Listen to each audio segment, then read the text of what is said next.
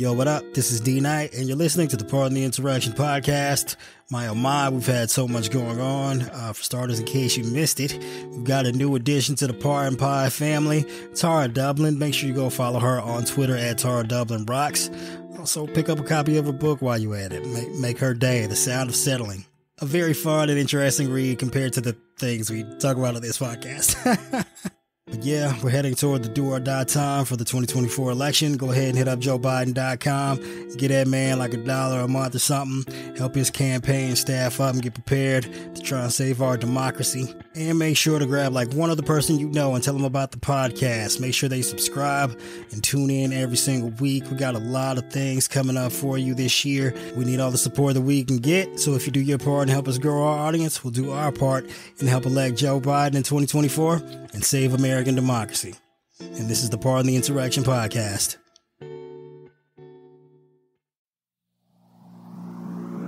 1, 2, 3, 4. All right, okay, guys, name your favorite worst Trumpy candidate from the 2022 midterm elections.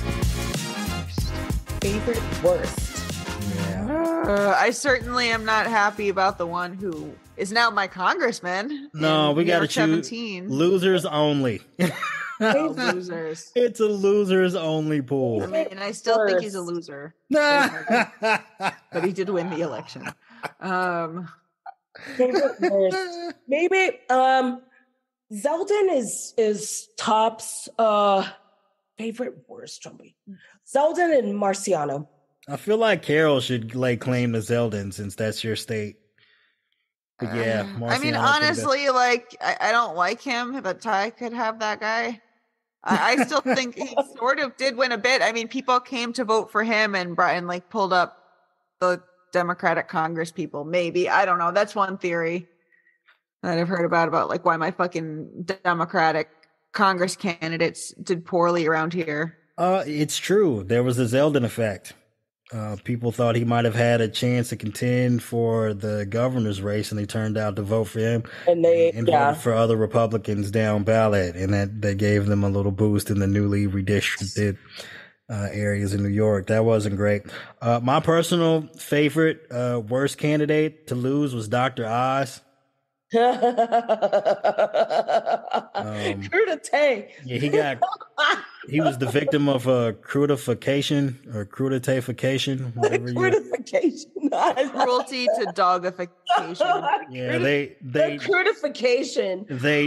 They nailed him. They nailed him to the celery or something. I don't know.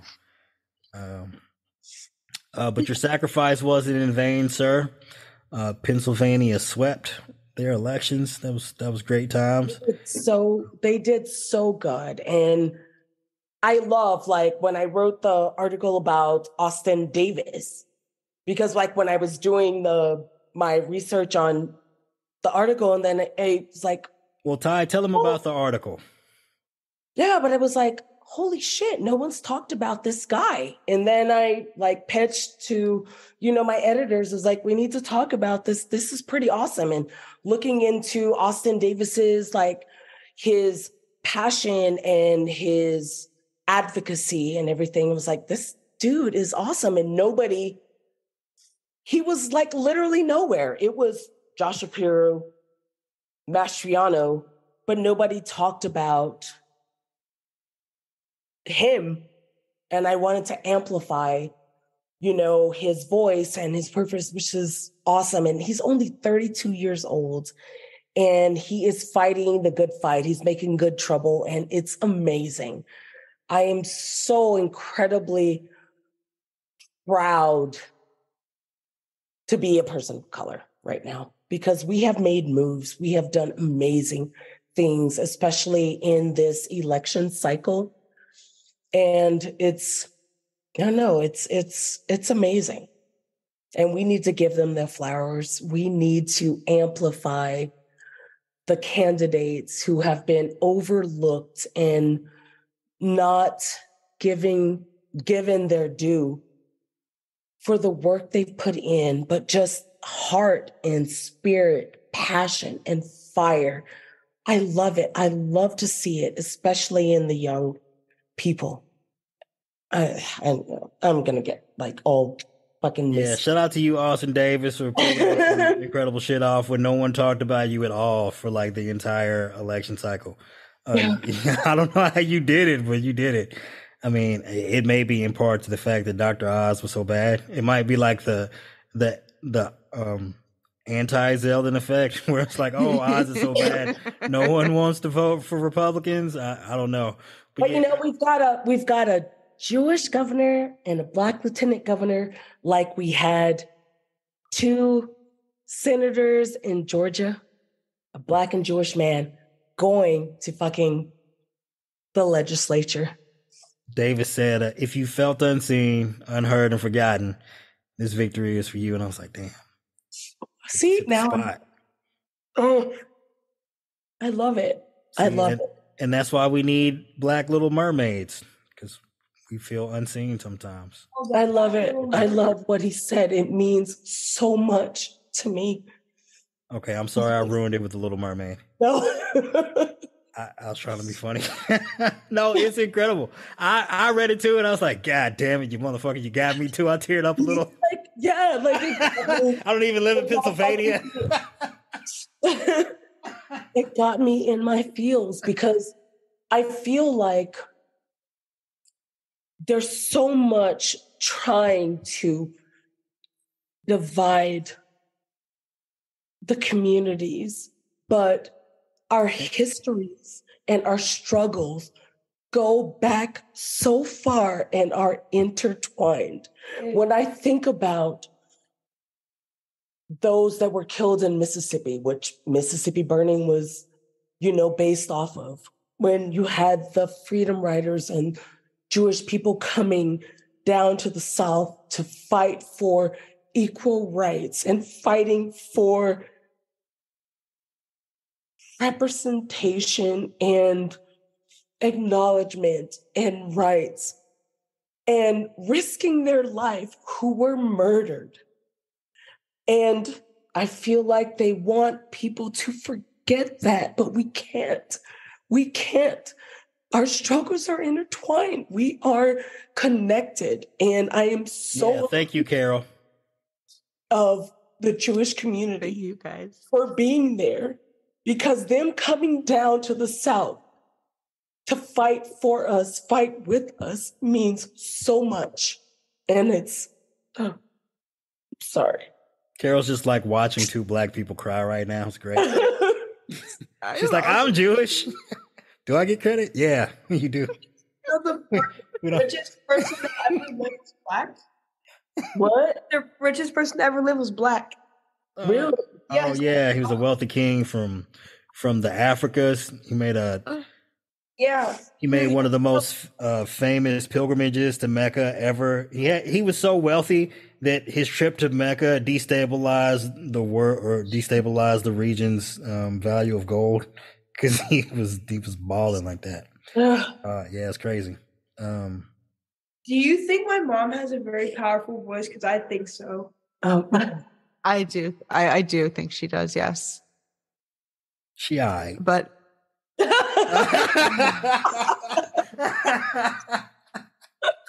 kidding. I do think it's a joke. It's a jokey joke. I'm sorry, I'm ruining the Ty is great. Fantastic. All right, let's get out of our emotions and get back to out of our fields. Yeah. You kind of have to move on some points in life. That's true. It's fair and accurate. Some points. All right, back to Republicans losing. That's our favorite topic. Yes. That's also tears of joy. Hercules. All right. So they fell victim to their inflated polling. So if you're not aware at this point, in the weeks before the election, Republican-funded pollsters with these garbage polls would just flood the zone with these shit polls that made Republicans look like they were doing better than they actually were. I think these fucking morons looked at the averages of those polls and were like, oh, we're close in this state. Let's dump a massive amount of money here and here and here and here. And then they ended up losing. Especially in like states like Michigan and Pennsylvania, where they're like, oh, we can do it. Actually, no, you can't. You you were the victim of your own misinformation there. Good job, fellas. Way to shoot yourselves in the foot. I also think like the leftover effects of the fucked up census from 2020 really messed up people's numbers. Like, you had Trump trying to disenfranchise people who lived in Democratic leaning areas from participation in the census because it meant they got less representation in Congress. Like New York lost a congressional seat by like 84 people. Like if we had 84 more people, we would have to take the census. We wouldn't have lost that seat. And my point. Well, that seat doesn't like just disappear. It moves somewhere, and but it's not in New York. No, that's exactly right. Like here in Texas, like the Black and brown communities like increased, but the janky census and we actually lost seats here. So you have like yeah, and I think that the communities say in New York, like, let's go back with my buddy Pat Ryan's district, New York 18. And when he was running in 19 initially for a special election, he was polling to lose big, like by 9 points or something. And the area where he represents was red. It was considered red, but so many people moved there during and after the effective period of the census. So to me, I'm thinking like it's just they didn't account for all the people who moved there from the city to telecommute, and now it's like a much more blue area. And just like maybe you shouldn't. It's another instance where the GOP sets up an obstacle for us, and then it trips them up. Like they didn't consider that those people still exist and they're still going to vote. Yeah. So I think that they didn't consider they still existed in the census, but that was so what ended up happening is the states who lost seats, California lost 2, New York lost 1, Illinois lost 1, Pennsylvania lost 1, so on and so forth. Florida gained 4 because of gerrymandering. No. Well, we're just talking about from the reapportionment of the House. So Texas gained 2 seats, Florida gained 1 seat, North Carolina gained a seat, Oregon gained a seat, right? Well, that extra seat that they gained in Florida, they gerrymandered the fuck out of all of those districts. So instead of Florida gaining 3 seats, in these midterm elections, they gained 4. And that might also be look, we don't know the outcome of the House at this moment. We're just saying that may or may not be the difference in the eventual outcome. But yeah, it played a part. Like the census, man, that 1 seat could make a difference, and it just might. I mean, if there's anything you can appreciate, it's Republicans' ability to try and game the system in every fucking possible way. Like, I wish we were that ruthless. I digress. All right, I absolutely contend that like one of the reasons Republicans lost in the midterms was they didn't have an economic strategy. Like it's all well and good to be like, oh, inflation's bad, gas is high. All right, well, what's your plan to combat inflation? How are you planning on lowering gas prices? Like these are the same people who who Republican senators all voted against a bill to lower gas prices. It's fucking insane. Like what are we doing here? You can't be like, oh, gas is expensive because of Joe Biden's policies, and then when he puts out a bill to stop price gouging at the pump, vote against it. Like that's asinine. It's insane. It's insane. But it's their jam. Insane is their jam. That's what I am always... Is it insane hypocrisy? Is it like when you mix insanity and hypocrisy I like at the same time? Hypocrisanity? I don't know. Yeah, it's great. Insane hypocrisy. No, that's it. Yeah. That's not a word. It is now. We're creative. Well, then we're changing the culture. The dictionary to add a word. Yeah, we're gonna put it in Wikipedia. That'll make it real. I actually have a question for you guys. Have you heard what happened in Turkey? There was a bombing in Istanbul. Oh no! Oh yeah, that was wild. Yeah. Condolences to anyone who lost a They killed friend, 6 family, or people. loved one, and yeah. Really? That's awful. Yep. Pardon Pod condemns violence everywhere. Oh man. Oh, there's a lot of violence in the USA. Yeah, we're aware. We're not perfect. It's not ideal. But it's funny that you say that. Even though, well, here's the next thing on the list, though.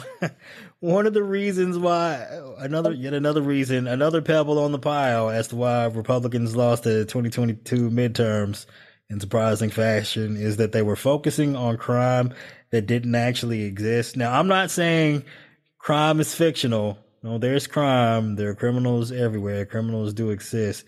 But they were like, oh, there's this massive uptick in crime under the Biden administration and blah, blah, blah. And these criminals everywhere and then defund the police. And like, we got the. Did you see the release from Albuquerque PD where they were like, oh, yeah, that whole like crime thing. Let's just clarify. No, there's no crime. We're doing our job. Crime has actually gone down. Like literally like after the election, like a couple days after. So they put out a press release to say that crime has actually gone down and they're doing a great job after the whole, fear mongering of everything. Yeah, so in this case, like statistically speaking, crime has actually been going down in the United States as a whole. It's been going, ironically, it's been going up. Mostly in red states, which is fun. They'll like, oh, it's the Democratic cities where the crime is rising. Guess which states they're in, fellas?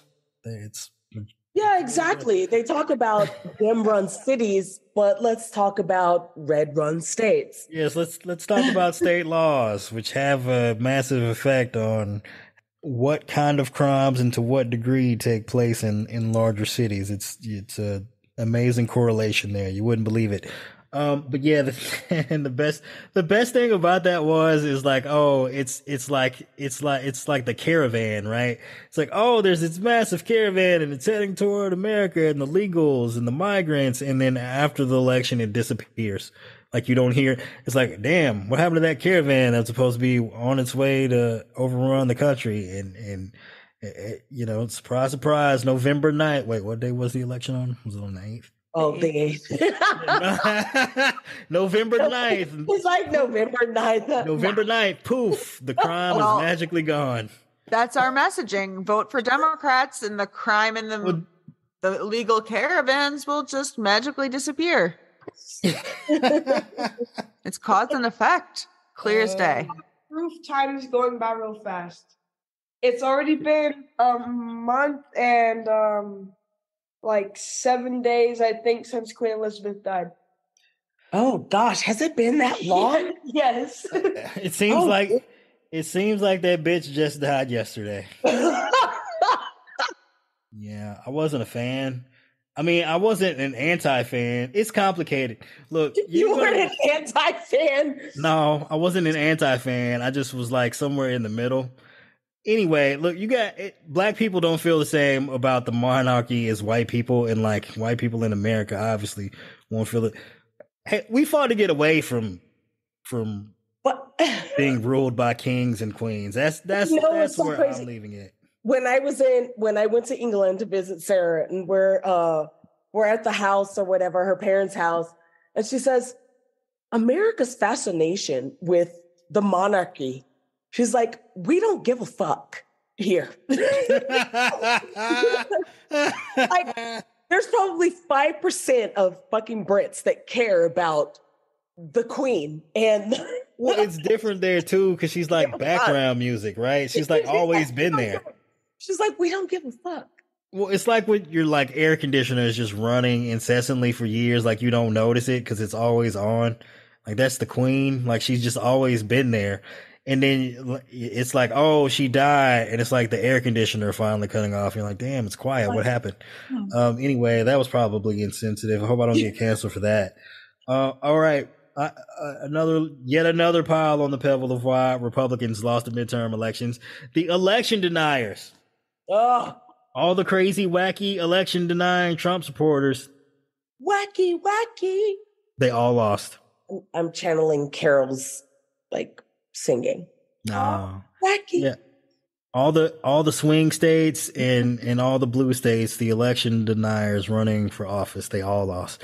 From House races to secretaries of state and governors and whatnot, all gone poof. People don't like being treated like they're so stupid that they'll believe the stupidest thing you have to tell them. Yeah, that's probably accurate. That's yes, but they are, and that's the gag. Thankfully, there's like at least 51% of people who are We're saying above that, yeah, the sanity bell curve or whatever. They will not admit that they were wrong, but they weren't wrong because, I mean, honestly, they wanted this. Like, we think that they're like being brainwashed and honestly, I don't think they are. What they are is being fed what they want to be fed because that's what they believe and what they want to be, They're being fed what they want. Yeah, they're like men. They hear what they want to hear. That's what they believe. And what I want to be fed is crunch food. Eggs Benedict and a Bloody Mary. Okay. Oh my gosh. They want it.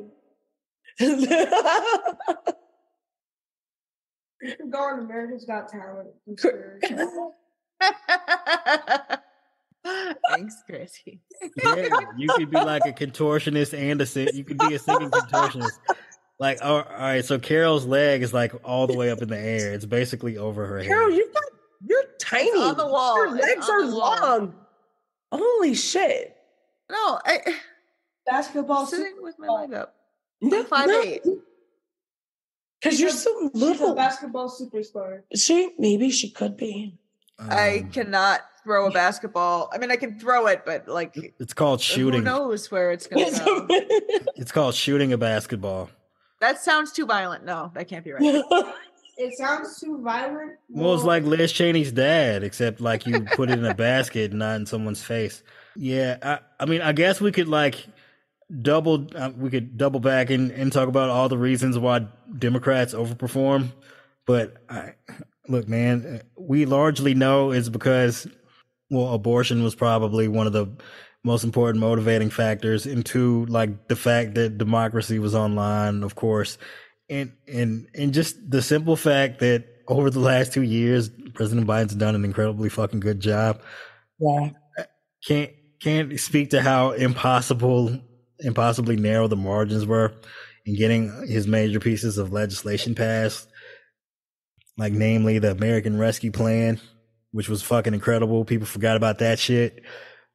Also had the child tax credit provision in there. That was a fantastic move on his part. I mean, handling the pandemic. All right, to be fair, he did an incredible job rolling out the vaccine. No one can argue that. Like, I think we regularly fail to point out that the vaccine was in existence at the very end of the Trump administration, but Trump was too busy planning on how to overthrow the government to get it out to us, so people were still dying. Biden got in office and he was like, fuck that, let's get this shit out here, get this thing in people's arms. And he did a great job. And on the flip side, making anybody grovel for it. Well, there's that yeah, too. Exactly. Exactly. If there's one thing, I feel it's a mixed bag. It's like, it's difficult to argue that as a political strategy, getting as many people vaccinated as possible, and then the people out here deciding that they weren't going to get vaccinated on this YOLO fuck it shit, that he made the calculation that, hey, I'll just leave them to their own devices. We got to try and get this shit back to normal. Now, however you feel about letting, massive amounts of people who were unvaccinated get exposed to this virus so we could get back to business.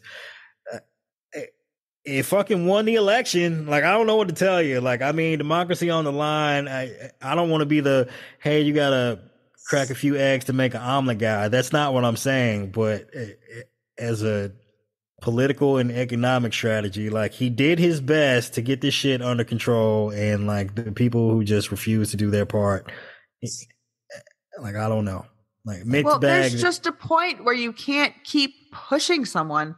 Like, it's the same with children. Eventually, like, if they just wear me down so much and I'm just emotionally and physically exhausted after a tantrum, I just, like, whatever. Maybe this is an explanation of why I'm a bad parent, but like, no, you're not, Carol. No one said that. All of us, Carol. Like, I am. You're like, fuck it, get the iPad, goddammit. I don't care anymore. But it's the same with COVID. Like, I can't. Like, I tried so hard for so long to be careful, and nobody else is willing to do anything. So, like, I also kind of gave up. How can you fight back with millions of people, millions of children screaming about, like, their dumb shit, like, that I don't want to. Sorry, I'm getting a little. Yeah. Well, look. As a side note, I mean, also, Republicans encouraging their voters to not get vaccinated, and it turns out that 65% plus of people who've died from COVID since the rollout of the vaccine have been the elderly, who tend to vote Republican. It's not ideal if you're trying to win an election. You're out here killing off all your voters. It's probably not great. Not good strategy. Also, that whole plan of, hey, if we get into power, we're gonna eliminate Social Security and Medicare. So, considering your entire base is like on Social Security and Medicare, probably not ideal.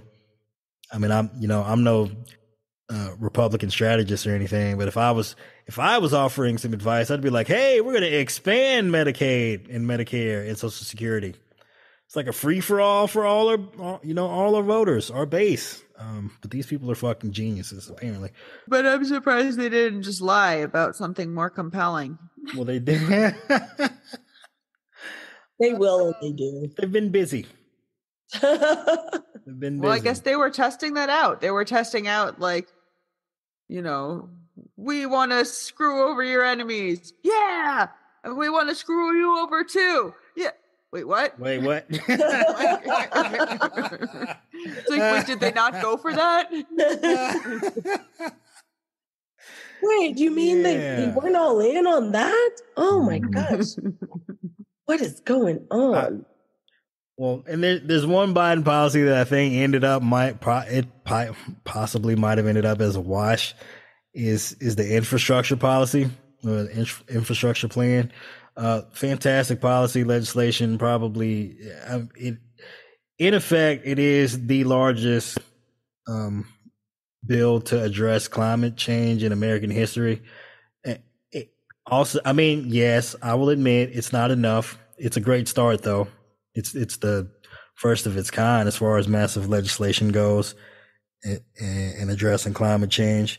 But also, that bill basically dedicated a large number of funds that went to a number of red states. And ironically, all these Republicans that didn't vote for it took credit.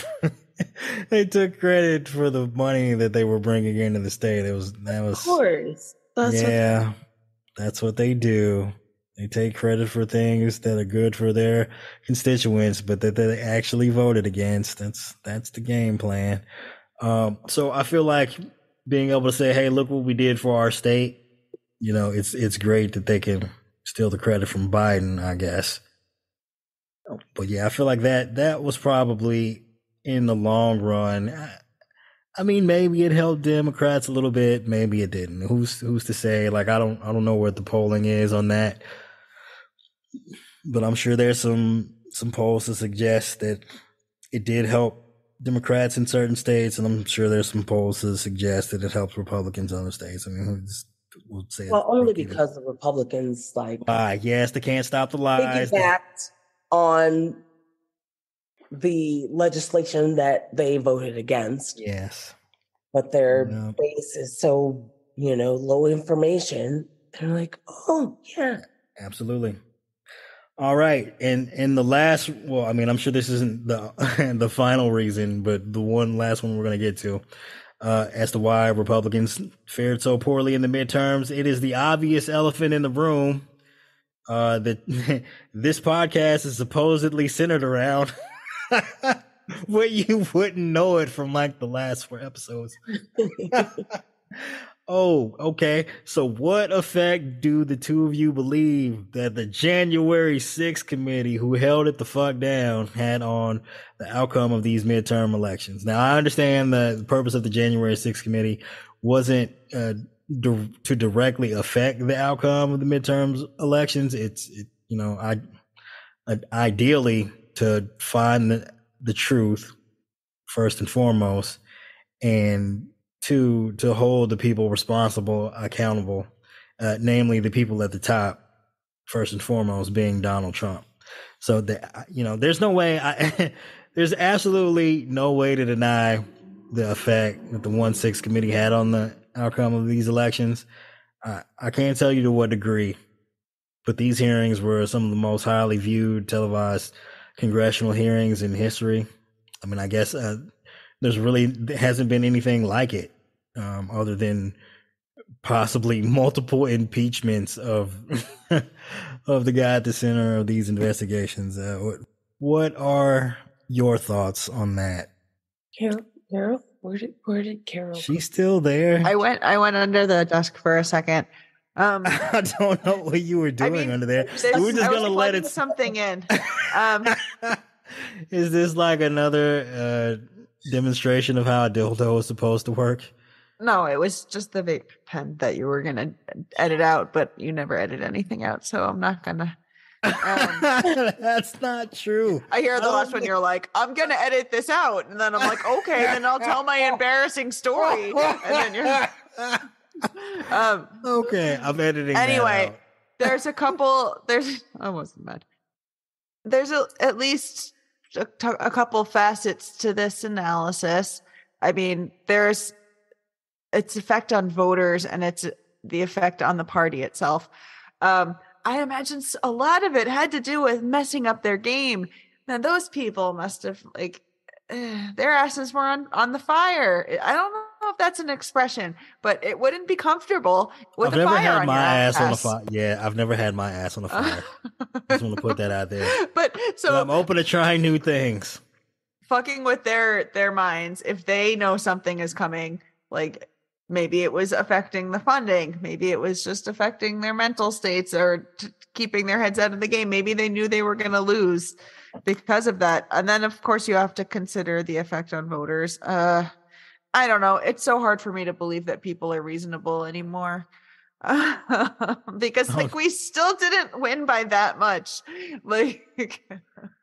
Okay, I know it's depressing to be like, you keep saying the Democrats overperform. Why is everything a dead heat? Well, for a number of reasons, right?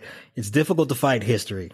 Like the historical implications of just in general how midterm elections go, like the newly elected president's first 2 years, midterms roll around.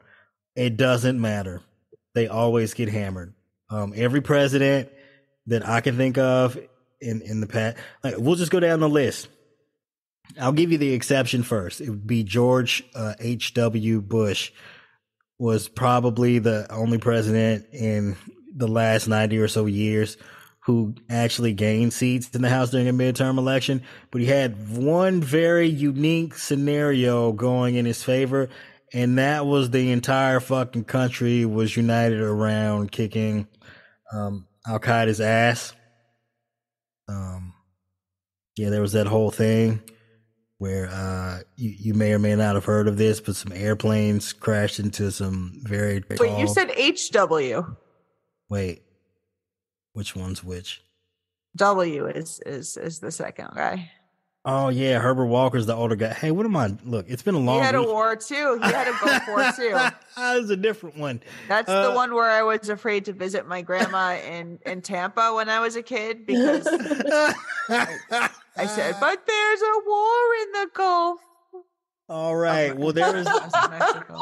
All right. A W. Bush, he had an unfortunate set of circumstances where some autopiloted Teslas crashed into, some very tall buildings in New York. Set us on a uniquely challenging set of circumstances where we ended up in a 20-year war in the Middle East. Yeah, that was a unique scenario. Apart from that, Obama, first term in office, lost a number of seats in the House in his first midterms. Clinton as well. HW, I mean, he didn't even make it to a second term, so that lets you know how his midterm elections went. Even Reagan himself lost seats in his first midterms. Nixon, who was overwhelmingly reelected in his second election, lost seats in the midterms. And you just keep going back, and there's this historical trend, and no matter what you do to fight it, it's nearly impossible to overcome. Yet somehow in 2022, we managed to buck the trend and break even. If not, I mean, it's entirely possible we'll lose enough seats to lose the House, but the margin was so slim that it's impressive that it's even this close. Like it's just, no matter what the circumstances are, societally, it's just difficult to fight these trends. So try to have your expectations in a place where you understand why things the way they are, so that you're not down when you don't necessarily get the result that you wanted. Of course, it's not ideal to lose the House, but like the situation was overwhelming and we performed exceptionally. So, sorry, Carol. Yeah. I mean, this could have gone so much worse. I was freaking, I don't want to say freaking out, but I was nervous about the outcome.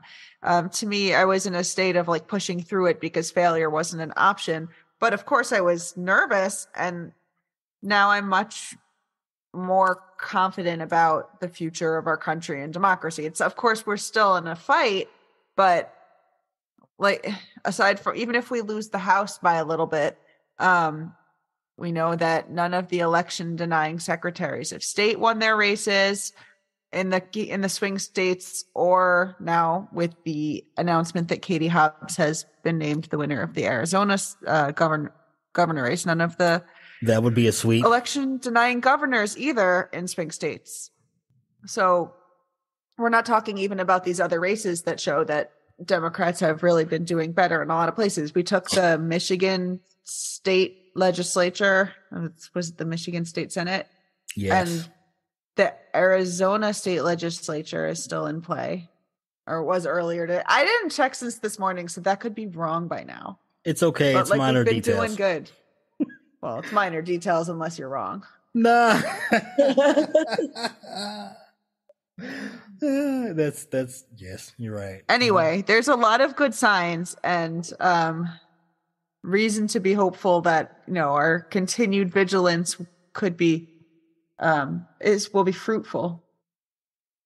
All right, tangent aside, Ty, how do you It think? wasn't a tangent.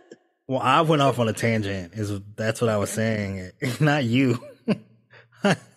Look, are we gonna have to fight? Back under the Fight. Okay.